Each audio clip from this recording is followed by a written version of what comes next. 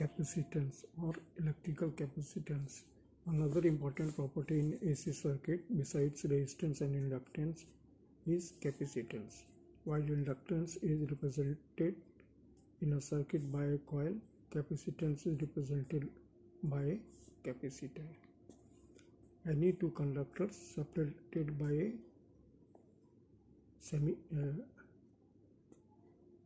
a non-conductor called a dielectric we have read.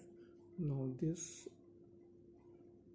here constitute a capacitance.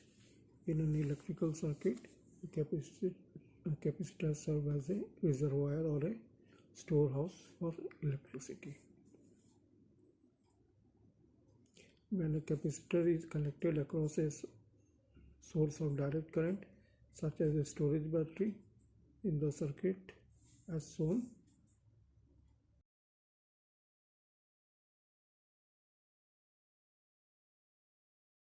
and the switch is then closed, the plate marked B becomes positively charged and the A plate negatively charged. Current flows in the external circuit during the time the electrons are moving from B to A. The current flow in the circuit is maximum the instant the switch is closed, but continuously decreases thereafter until it reaches 0. The current becomes 0 as soon as the difference in voltage of A and B becomes the same as the voltage of the battery. If the switch is open, the plates remains charged. However, the capacitor quickly discharges when it is short-circuited. The amount of electricity a capacitor can store depends on several factors, including the type of material of the dielectric. It is directly proportional to the plate area and inversely proportional to the distance between the plates. Now, in this figure, there are the two flat metal plates are placed close to each other in bracket but not touching. Usually the plates are electrically neutral, that is, no electrical charge will be evident on either plate. At the instant the switch is close to the battery position, the meter will show a definite current surge in one direction, but almost instantly will return to 0. If the battery is then taken out of the circuit and the switch closed in the capacitor position, the meter again shows a momentary current surge, but this time in an opposite direction. From this experiment, it is apparent that the two plates store energy when connected to a voltage source and release the energy when short-circuited. The two plates make up a simple electrical capacitor or condenser and possesses the property of storing electricity. The energy is actually stored in the electric or dielectric field between the plates. Also, it should be clear that during the time the capacitor is being charged or discharged, there is a current in the circuit, even though the circuit is broken by the gap between the capacitor plates. However, there is current only during the time of charge and discharge, and the period of time is very short. There can be no continuous movement of direct current through a capacitor. A good capacitor will block direct current in bracket not pulsating DC and will pass the effects of alternating current.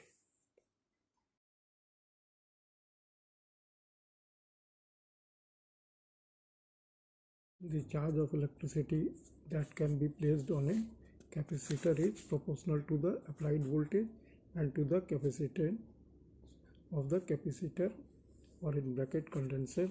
Capacitance depends upon the total area of the plates, the thicknesses of the dielectric, and the composition of the dielectric. See, here I am giving you the topic of everything which is in physics in a very lucid manner so that you can understand easily. Thereafter, I will give you some more things which are also important for the exams. Now, if a thin sheet of bakelite, by what I am saying, what I said till now, it is making you to clear about the capacitor. Thereafter, I will go for the other derivations and all that. If a thin sheet of bakelite or mica filled bracket closed is substituted for air between the plates of a capacitor, for example, the capacitance will be increased about 5 times. Any electric charge produced by applied voltage and kept in bonds by an insulator or dielectric bracket creates a dielectric field. Once the field is created, it tends to oppose any voltage change which would affect its original position. All circuits contain some capacitance, but unless they contain a unit called a capacitor, the capacitance for all practical purposes is disregarded. Two conductors called electrodes or plates separated by a non-conductor, that is in bracket dielectric, make up a simple capacitor. The plates may be made of copper, tin or aluminum. Frequently they are made of foil, in bracket metal compressed into thin sheets and capable of being rolled. The dielectric may be air, glass, mica or an electrolyte made by an oxide film, but the type used will determine the amount of voltage that may be applied and the quantity of energy that will be stored. The dielectric material have different atomic structures.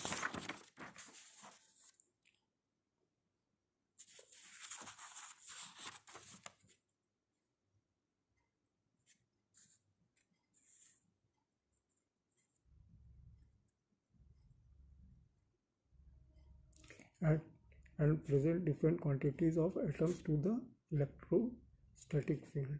All dielectric materials are compared to a vacuum and are given a numerical value according to the capacity ratio between them. The number given to a material is based on the same area and thickness as used in the vacuum. The numbers used to express this ratio are called dielectric constant and are expressed as the letter K. The chart I will be giving you where the value of K is given of the submaterial which are used.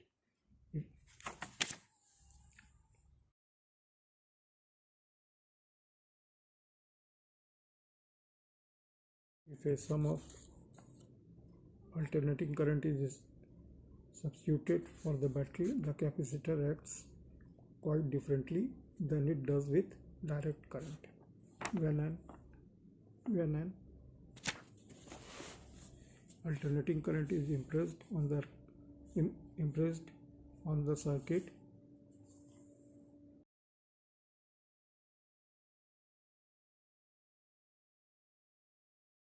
the charge on the plates constantly changes.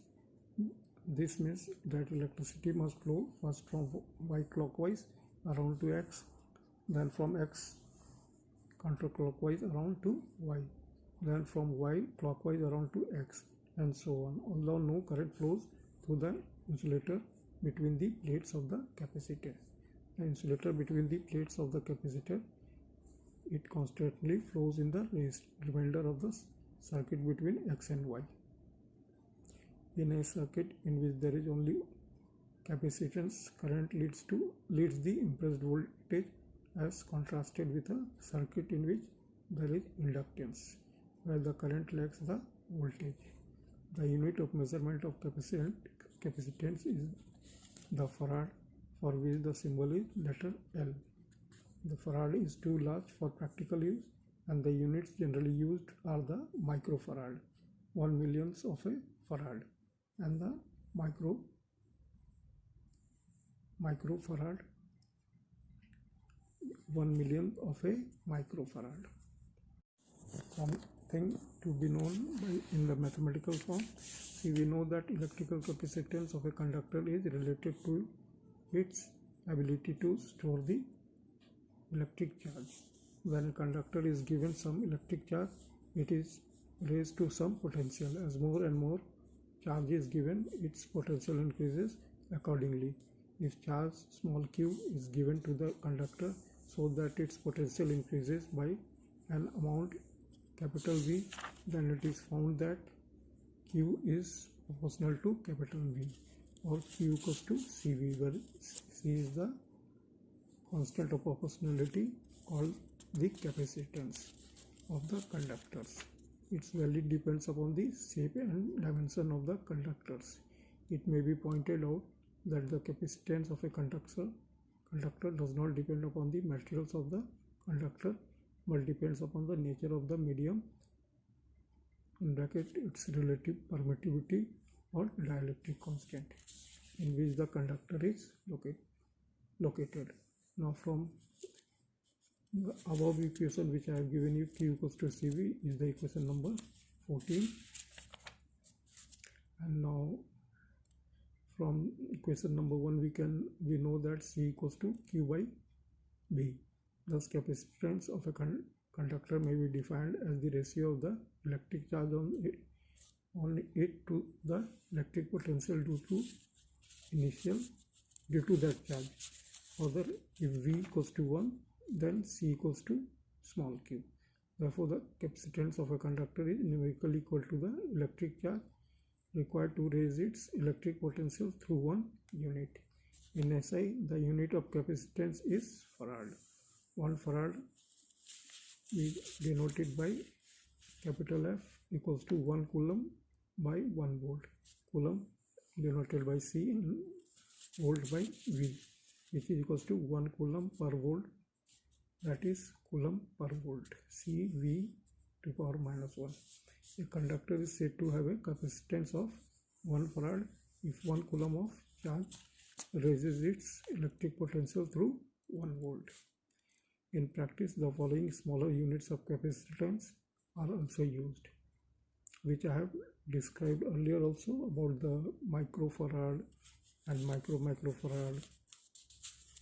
Microfarad is about 10 to the power minus 6 farad, and microfarad is 10 to the power minus 12 farad. Now, 1 microfarad is also known as 1 picofarad, small p and capital F. Now, problem related to this: assuming the Earth to be spherical conductor of radius 6,400 km. We know the radius of our Earth. Now, calculate its capacitance. Now, these are given that 1 by 4 pi epsilon naught equals to 9 into 10 to the power 9 Newton meter square coulomb per coulomb square. Now, answer of this: R equals to 6,400 km, which can be written as 6.4 into 10 to the power 6 meter. 1 by 4 pi epsilon naught equals to 9 into 10 to the power 9 Newton meter square per coulomb square. In SI, the capacitance of a spherical conductor C equals to 4 pi epsilon naught R equals to 1 by 9 into 10 to the power 9 into 6.4 into 10 to the power 6, which equals to 7.11 into 10 to the power minus 4 farad, which equals to 711 microfarad. Now, first of all, note what will be the capacitance of a spherical conductor.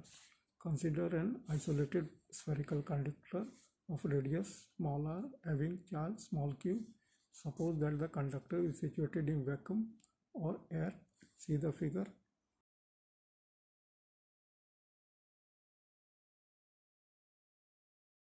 Charge on the spherical conductor may be assumed to be present at its center O.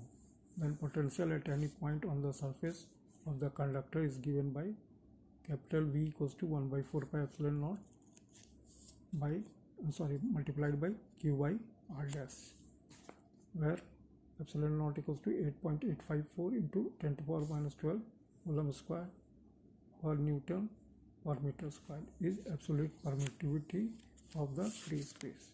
Therefore, capacitance of the isolated spherical conductor situated in vacuum or air is given by C equals to small q by capital V equals to q by 1 by 4 pi epsilon naught into q by r, or C equals to 4 pi epsilon naught small r, which is equation number 15. Hence the 15 of the chapter capacitor. Hence the capacitance of an isolated spherical conductor is 4 pi epsilon naught times its radius. It may be pointed out that in the above expression for capacitance, small r in the meter and C is farad.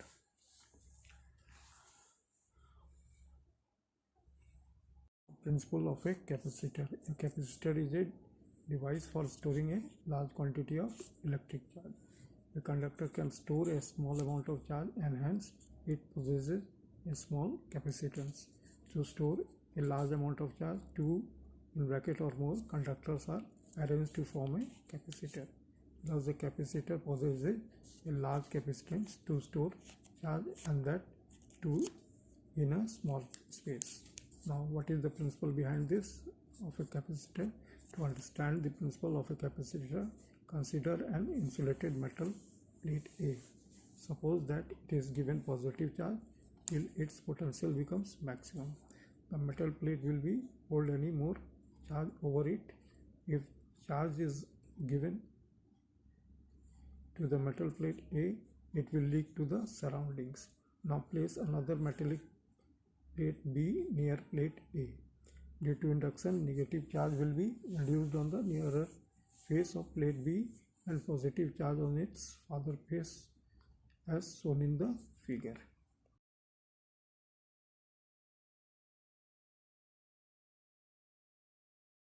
The potential of plate A gets lower due to the induced negative charge on the plate B and a bit raised due to the induced positive charge.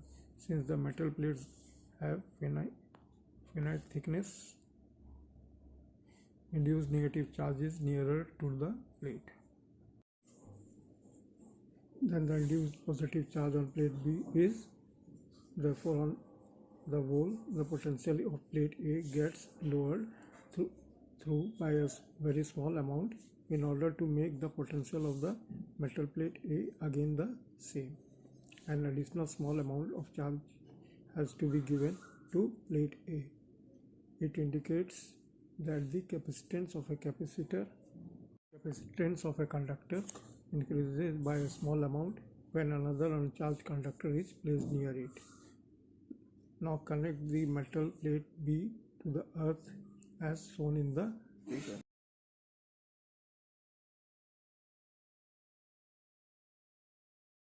Use positive charge on plate B will immediately flow to the earth as it is repelled by positive charge on plate A. However, the induced negative charge on plate B will stay on it.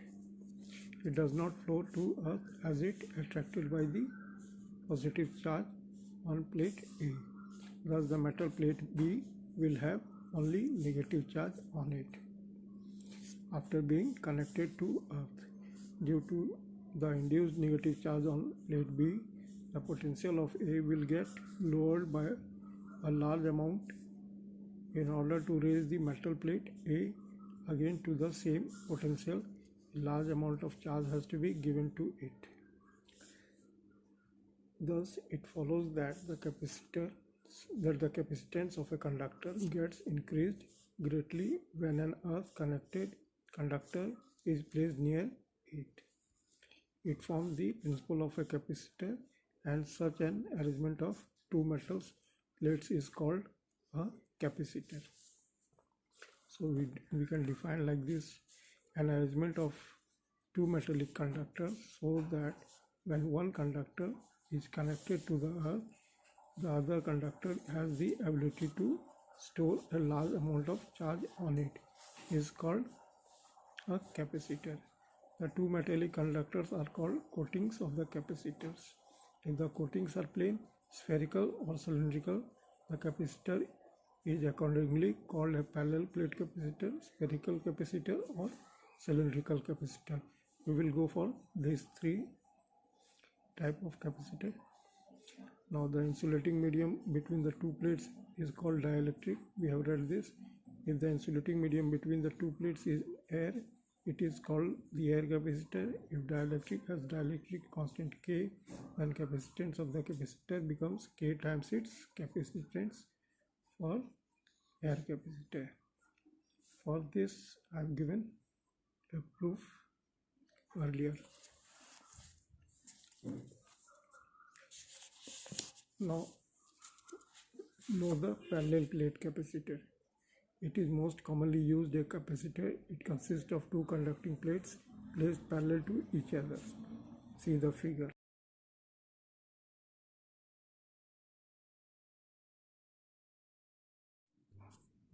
Separation of D between the plates is very small as compared to the area of the plates.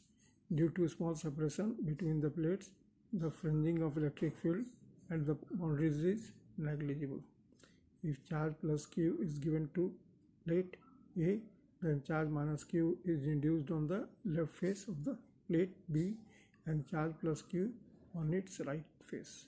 When plate B is earth, the charge plus Q on its right face flows to earth due to charge plus Q on plate A and minus Q on plate B.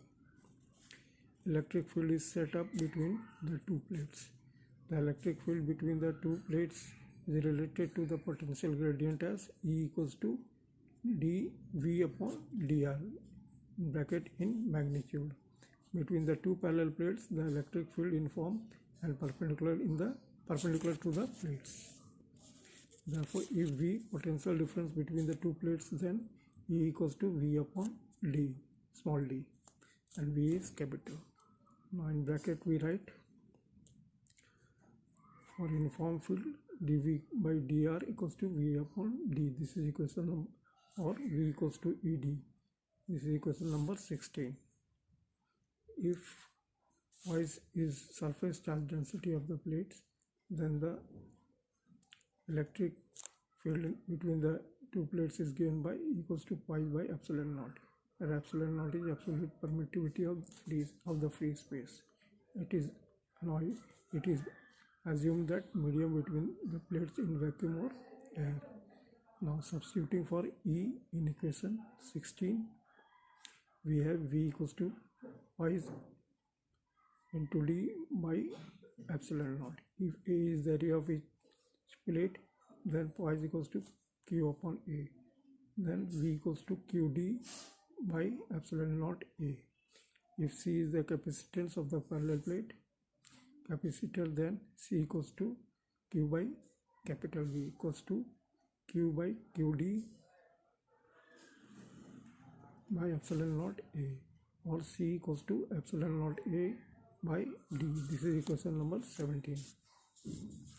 It gives the capacitance of parallel plate capacitor when its plates are held in air or vacuum. Now effect of dielectric. Suppose that the space between the two plates of the capacitor is filled with a dielectric medium of dielectric constant K, then the electric field between the two plates is given by E equals to pi by epsilon naught K equals to Q by epsilon naught K by A, since y is equals to Q by A. If V is the potential difference between the two plates of the capacitor separated by a distance d, then V equals to Ed. This is equation number 18. In equation 18, substituting for E, we have capital V equals to Q into D by epsilon naught Ka. If C is the capacitance of the parallel plate capacitor, then C equals to Q by V, which is equals to Q by Qd by epsilon naught Ka, or C equals to epsilon naught Ka by D, which is equation number 19.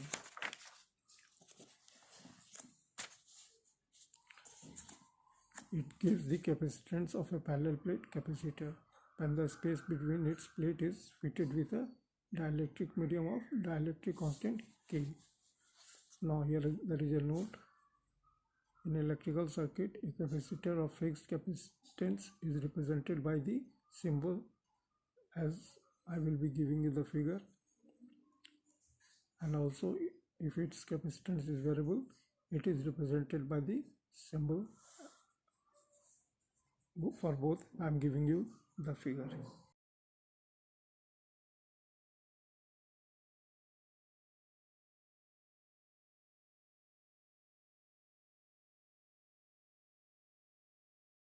Is a problem related to this topic. There are two problems. First of all, I will giving you number one problem. What is the area of the plate at a 2 farad parallel plate capacitor given the separation between the plates is 0.5 centimeter? The answer is here C equals to 2 farad, D equals to 0.5 centimeter, which is equals to 0.5 into 10 to the power minus 2 meter. We know that epsilon naught equals to 8.854 into 10 to the power minus 12 coulomb square per Newton per meter square. Now coulomb equals to epsilon naught A by D, or A equals to coulomb into D by epsilon naught, which will be equals to 2 into 0.5 into 10 to the power minus 2 by 8.854 into 10 to the power minus 12, which is equals to 1.13 into 10 to the power 9 meter square. Now number 2 problem. In a parallel plate capacitor, the capacitance increases from 4 microfarad to 80 microfarad on introducing a dielectric medium between the plates. What is the dielectric constant of the medium? The answer here, capacitance without dielectric C equals to 4 microfarad and capacitance with dielectric C dash equals to 80 microfarad. If K is the dielectric constant of the dielectric medium, then K equals to C dash by C, which is equals to 80 upon 4, which is equals to 20.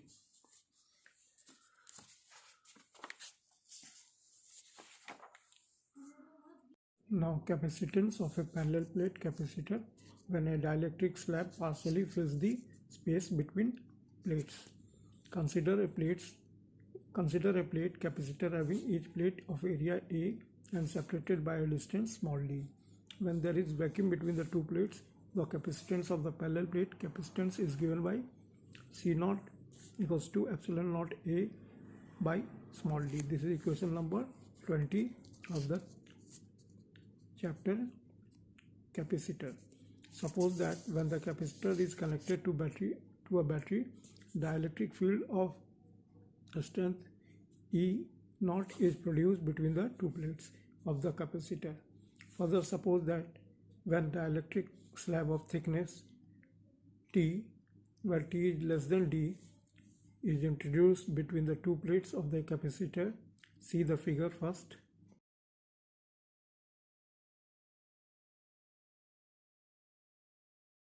Electric field reduces to E due to the polarization of the dielectric. Now between the two plates of the capacitor over a distance T, the strength of the electric field is E, and over the remaining distance D minus small t. D is also here small. The strength of electric field is E naught V. Capital V is a potential difference between the plates of the capacitor. Then V equals to Et plus E naught in bracket D minus T. Since E naught by E equals to K, or E equals to E naught by K, we have V equals to E naught by K into T plus E naught multiplied by D minus T in bracket, which is equals to E naught in bracket we put D minus T plus T by K, bracket closed. So now E naught equals to twice by epsilon naught equals to Q by epsilon naught A. Therefore V equals to Q by epsilon naught A multiplied by in bracket D minus T plus T by K.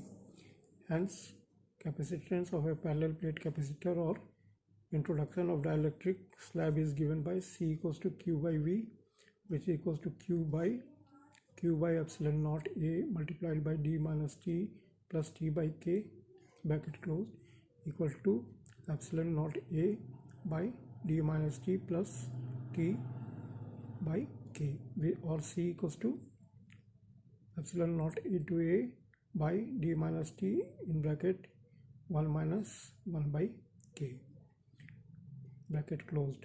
So this is equation number 21 of the chapter capacitor. See, I will be telling you whenever you are not understanding as my words, you pause the video and make yourself understand in any of my video. If the dielectric slab wholly fills the space between the two plates, then T equals to D. In that case, C equals to epsilon naught multiplied by A by D minus D. In bracket we will put 1 minus 1 by K and bracket will be closed. Or C equals to epsilon naught Ka by D. This is equation number 22. From the equation 20 and 22, it follows that C equals to K C naught. Since K is less than 1, it follows that capacitance of a capacitor increases on introducing a dielectric slab between its plates. Now, capacitance of a parallel plate capacitor when a conducting slab partially fills the space between plates. Consider a parallel plate capacitor having each plate of area A and separated by a distance small d.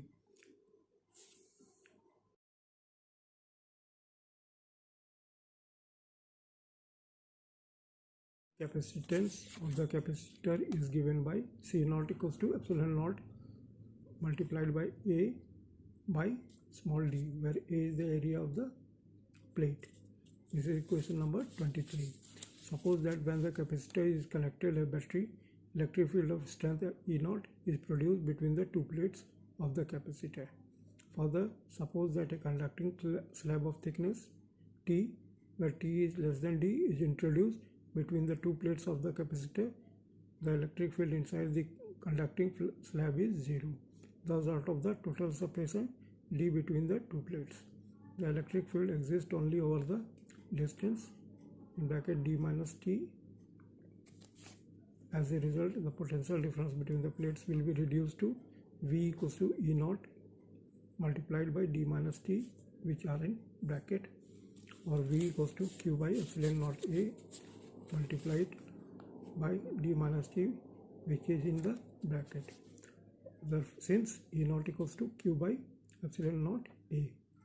Therefore, capacitance of a parallel plate capacitor on introduction of the conducting slab is given by C equals to Q by V, which is equals to Q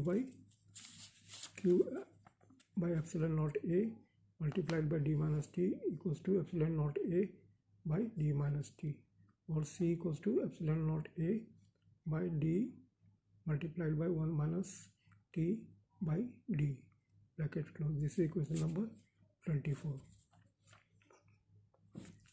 Using the equation number 23, we have C equals to C naught by 1 minus T by D. This 1 minus T by D is in bracket. This is equation number 25. Thus, on introduction of a conducting slab, the capacitance of a parallel plate capacitor increases. If the conducting slab wholly fills the space between the two plates, then small t equals to small d. In that case, C equals to C naught by 1 minus D by D, bracket close, which is equals to C naught by 0. That is equals to infinity. That is, the capacitance of the capacitor will become infinite. In other words, whatsoever amount of charge is delivered to the plate A of the capacitor, it will accept it. The reason is that when the conducting slab wholly fills the space between the two plates, plate A also gets connected to the earth. As such, when charge is delivered to the plate A, it simply flows to the earth through the earth connected sorry, it simply flows to the earth through the earth connected plate B. To the observer, it appears as if the capacitance of the capacitor has become infinite. Now, spherical capacitor. A spherical capacitor consists of two concentric spherical cells, such that one cell is earth and the other is used to store charge on it. The two spherical cells have a very small spacing between them, which is filled with some dielectric medium, such as wax, paper, etc. As such, a spherical capacitor possesses a very large electrical capacitance. Now, expression for capacitance of a spherical capacitor. Now, for this, see the figure.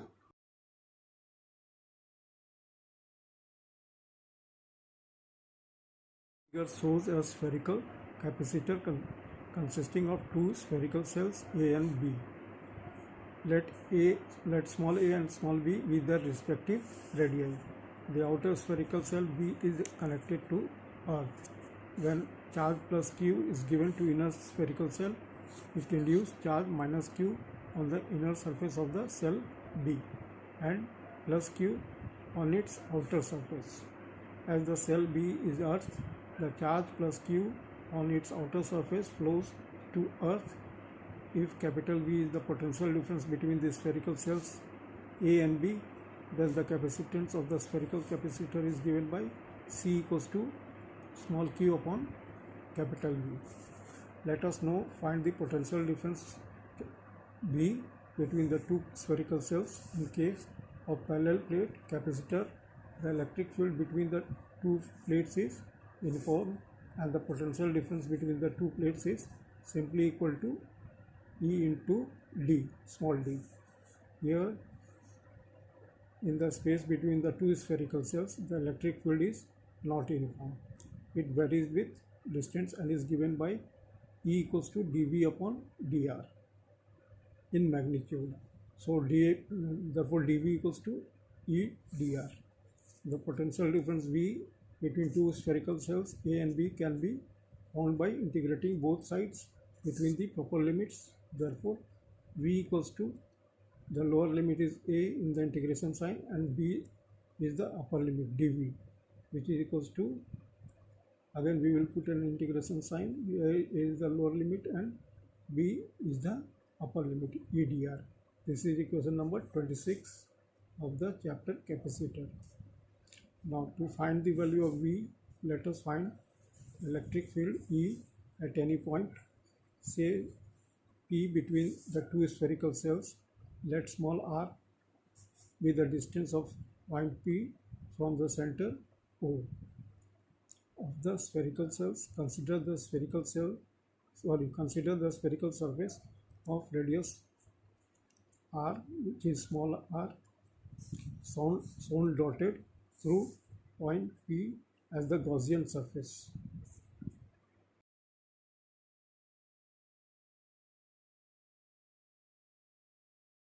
The Gaussian surface encloses the spherical cell A, and hence the charge enclosed by the Gaussian surface is small q. According to Gauss theorem, the total electric flux through the Gaussian surface phi equals to q by epsilon naught. As the magnitude of the electric field at every point on the Gaussian surface is same, we have phi equals to E into surface area of Gaussian surface, or phi equals to E into 4 pi r square.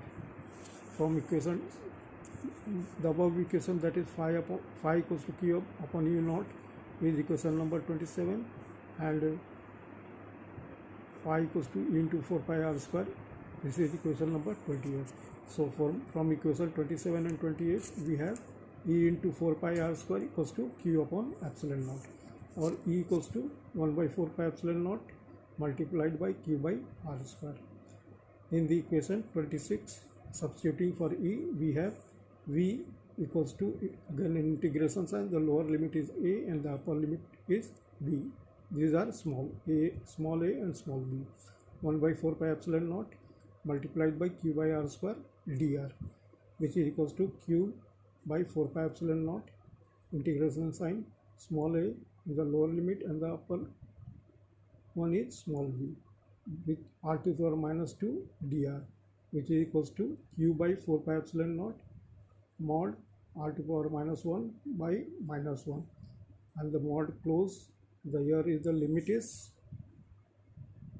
a in the lower one and b in the upper one, small a and small b, which is equals to q by 4 pi epsilon naught, then again a mod sign minus 1 by r, and the upper limit is b and lower limit is a, which is equals to q by 4 pi epsilon naught, then again a mod sign minus 1 by b plus 1 by a, the mod line closes and the lower limit is a and upper one is b, which is equals to q by 4 pi epsilon naught multiplied by b minus a by ab.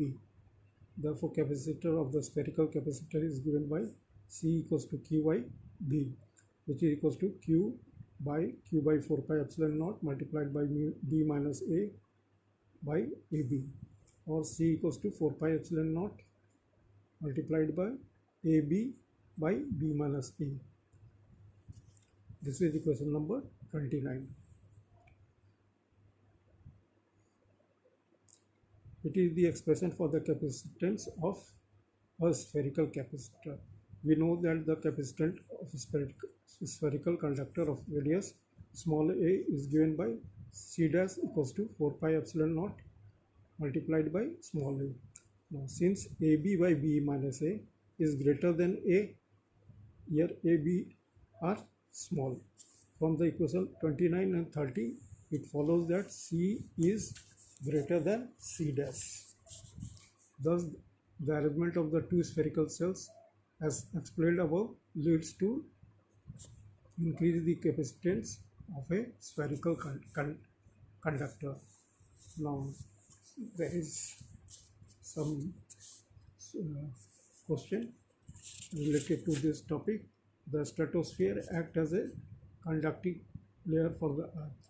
If the stratosphere extends beyond 50 km from the surface of the earth, then calculate the capacitance of the spherical capacitor formed between the stratosphere and the earth's surface. Take radius of earth as 6400 km. So answer B of this, that is solution of this, we know that the capacitance of a spherical capacitor C equals to 4 pi epsilon naught multiplied by small a b by b minus a. Here a equals to radius of the earth, which is equals to 6400 km, which can be written also as 6.4 into 10 to the power 6 meter.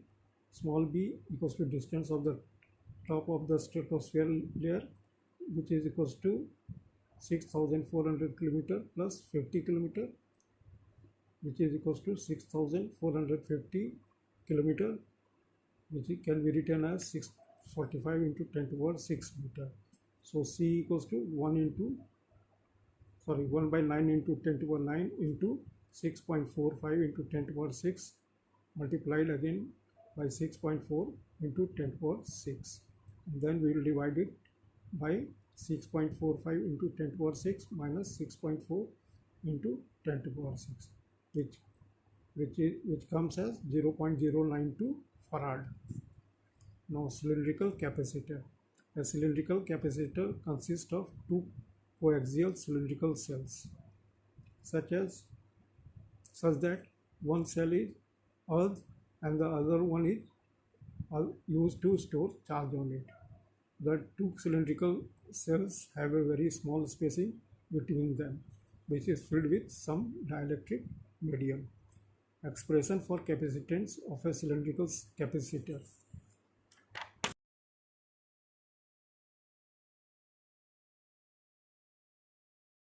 Figure shows a cylindrical capacitor consisting of two cylindrical cells A and B. Let small a and small b be their respective radii and small l be the length of the cylindrical cell. When charge plus q plus small q is given to the inner cylindrical cell A, charge equals to minus q induced on the inner surface of the cylindrical cell B, and charge plus Q can be plus Q on its outer surface. As the cell B is earth, the induced charge plus Q on the outer surface flows to the earth. If capital V is potential difference between the cylindrical cell A and B, then capacitance of the cylindrical capacitor is given by C equals to small q by V. As in case of a spherical capacitor, electric field in this space between the two cylindrical cells is also not uniform.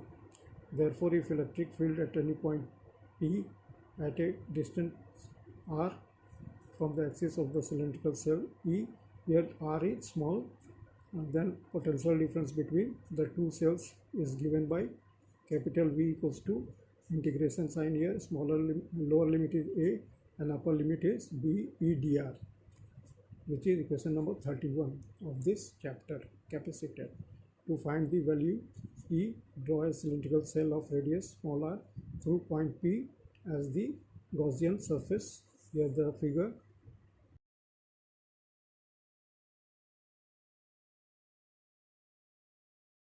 encloses charge small q on the inner cylindrical cell A.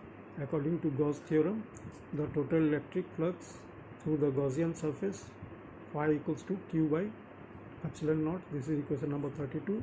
As the magnitude of the electric field at every point on the Gaussian surface is same, we have phi equals to E into surface area of Gaussian surface, or phi equals to E into 2 pi r L. Now from this is equation number 33. So from equation 32 and 33 we have E into 2 pi r L equals to q by epsilon naught, or E equals to q by 2 pi r epsilon naught small r into L. In the equation 31, substituting the value of E, we have V equals to, again in integration sign, A is in the lower and B is in the upper limit, E dr, which is equals to, again in integration sign, small a in the lower limit and B in the upper limit, which is q by 2 pi epsilon naught r L dr, which is equals to q by 2 pi epsilon naught L, then integration sign, A in the smaller limit, B is the upper limit, 1 by r dr, which is equals to q by 2 pi epsilon naught L, again a mod sign, log E to log E r, and mod sign closed, smaller one limit is A and upper one is B, mod sign closed. Now equals to q by 2 pi epsilon naught L, in bracket we will write log E B minus log E A, and bracket closes, which is equals to q by 2 pi epsilon naught L log E B by A. Therefore, capacitance of the cylindrical capacitor is given by C equals to q by V equal to q by 2 pi epsilon naught L multiplied by log E B by E, or C equals to 2 pi epsilon naught L by log E B by E, which equals to 2 pi epsilon naught L multiplied by 2.303 log to the power 10 B by A, which is equation number 34. Note, the capacitance of the cylindrical capacitor per unit length is given by C dash equals to 2 pi epsilon naught by log E B by A, which equals to 2 pi epsilon naught by 2.303 log 10 B by E. This is equation number 35. Types of capacitors. Capacitors may be divided into two groups, fixed and variable, which we have read. The fixed capacitance, which have approximately constant capacitance, may then be further divided according to the type of dielectric used in the following classes: paper, oil, mica, and electrolytic capacitor. Ceramic capacitors are also used in some circuits. When connecting the electrolytic capacitors in a circuit, the proper polarity must be observed. Paper capacitors may have one terminal marked ground, which means that this terminal connects to the outside foil. Polarity does not ordinarily have to be observed in connecting paper, while mica or ceramic capacitors.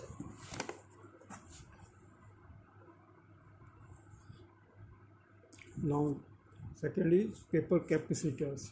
The plates of paper capacitors are strips of metal foils separated by waxed paper. Here is the figure.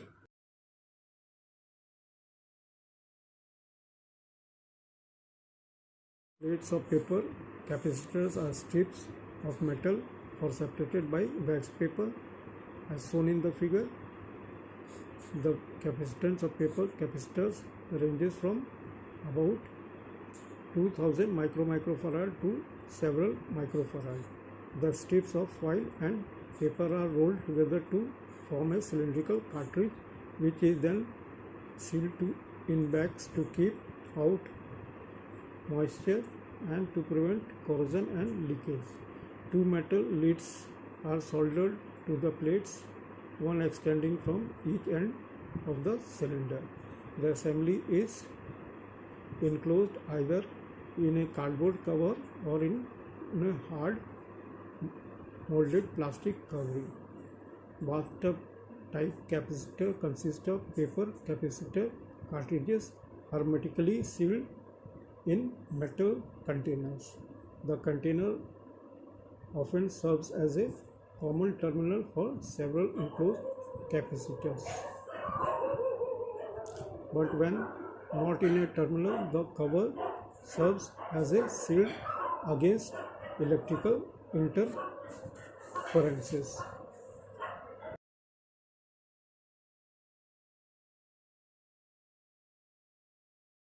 While capacitor. The second one is while capacitor. In radio and radar transmitters, voltage high enough to cause arcing or breakdown of paper dielectrics are often implied. Consequently, is there an application capacitors that use while impregnated papers for the dielectric material and are preferred. Capacitors of this type are considerably more expensive than ordinary paper capacitors, and their use is generally restricted to radio and radar transmitting equipment.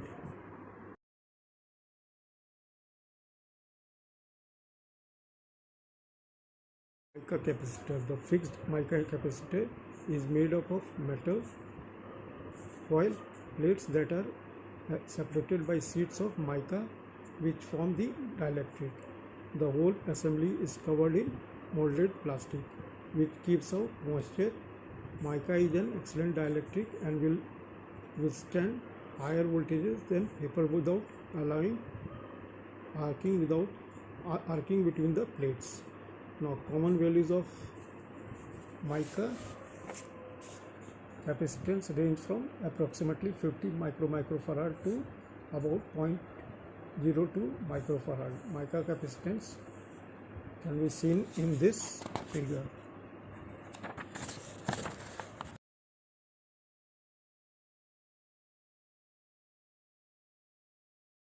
Now the last is electrolytic capacitor. For capacitance greater than a few microfarads, the plate area of paper or mica capacitor must become very large. Thus, electrolytic capacitors are usually employed instead. These units provide large capacitance in small physical sizes. Their values ranges from 1 to about 1500 microfarads. Unlike the other type, electrolyte capacitors are generally polarized and should be subjected to direct voltage or pulsating direct voltage only. However, a special type of electrolytic capacitor is made for use in motors. The electrolytic capacitor is widely used in electronic circuits and consists of two metal plates separated by an electrolyte. The electrolyte in contact with the negative terminal, either in paste or liquid form, comprises the negative electrode. The dielectric is an exceedingly thin film of oxide deposited on the positive electrodes of the capacitor. The positive electrode, which is an aluminum sheet, is folded to achieve maximum area. The capacitor is subjected to a forming process during manufacture, in which current is passed through it. The flow of current results in the deposit of the thin coating of oxide on the aluminum plate. The close spacing of the negative and positive electrolyte gives rise to the comparatively high capacitance value, but allows greater possibility of voltage breakdown and leakage of electrons from one electrode to the other. Two kinds of electrolytic capacitors are in use. Number one is wet electrolytic and number two is dry electrolytic capacitors. In the former, the electrolytic is a liquid and the container must be leak proof. This type should always be mounted in a vertical position. The electrolyte of the dry electrolytic unit is a paste contained in a separator made of an absorbent material such as gauze or paper. The separator not only holds the electrolyte in place but also prevents short-circuiting the plates. Dry electrolytic capacitors are made in both cylindrical and rectangular block form and may be contained either within cardboard or metal covers. Since the electrolyte cannot spill, the dry capacitor may be mounted in any convenient position. Electrolyte capacitors are shown in this figure.